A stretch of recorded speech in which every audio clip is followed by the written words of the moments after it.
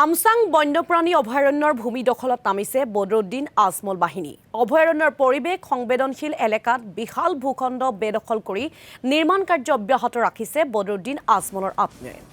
MS eureka কনষ্ট্ৰাকশ্যনৰ নামত বহুবিঘা ভূমি বেদখল কৰি নিৰ্মাণ কাৰ্য অব্যাহত ৰাখিছে বদৰুদ্দিন আজমল, খোলখালী সেলিম আহমেদে।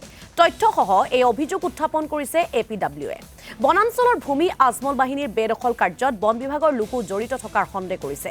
নিৰ্মাণ কাৰ্য চলোৱা স্থানলৈ ট্ৰেন্সফৰ্মাৰ স্থাপন কৰি বিদ্যুৎ সংযোগো কৰিছে সেলিম আহমেদে। আৰু এই সন্দৰ্ভত আমাক সবিশেষ তথ্য আগবঢ়াব আমাৰ সাংবাদিক কমল কৃষ্ণ ডেকাই। হয়, মই বৰ্তমান উপস্থিত আছোঁ সোণাপুৰৰ পাটৰকুছিত আৰু মই ভিডিঅ' জাৰ্নেলিষ্টক প্ৰথমতে এখন গেট দেখুৱাবৰ কাৰণে অনুৰোধ কৰিছোঁ। এখন MS ইউৰেকা কনষ্ট্ৰাকশ্যন বুলি যি আচলতে গেট, এই গেটখন ভালদৰে প্ৰত্যক্ষ কৰক। আৰু গেটৰ সিটো পাৰে আমি যদি চাওঁ, এই গেটখনেই হ'ল আজমলৰ যি সেলিম আহমেদ নামৰ যি ব্যক্তিগৰাকী আছিল, সেই সেলিমৰ ভূমি, যি ভূমি তেওঁ আমচঙৰ ইক' চেঞ্চিটিভ জোনত তেওঁ দখল কৰি এনেধৰণে এটা আচলতে ক'ব লাগিব যে ৱাল মাৰি তেওঁ কৰায়ত্ব কৰিছিল এই সমগ্ৰ ভূমিখিনি। আৰু এই যি ভূমিক লৈ আচলতে আজি এদিন পূৰ্বে APWৰ সভাপতি অভিজিত শৰ্মাই অভিযোগ উত্থাপন কৰিছিল যে আজমলৰ যি খোলখালী সেলিম আহমেদ নামৰ ব্যক্তিগৰাকীয়ে কেনেকৈ সোণাপুৰৰ যি আচলতে সোণাপুৰত 60 বিঘা ভূমি ক্ৰয় কৰিব পাৰিলে, সেয়াক লৈ এক প্ৰশ্ন উত্থাপন হৈছিল। আৰু সেয়াই এই যি স্থান, আমি এই স্থানত উপস্থিত আছোঁ।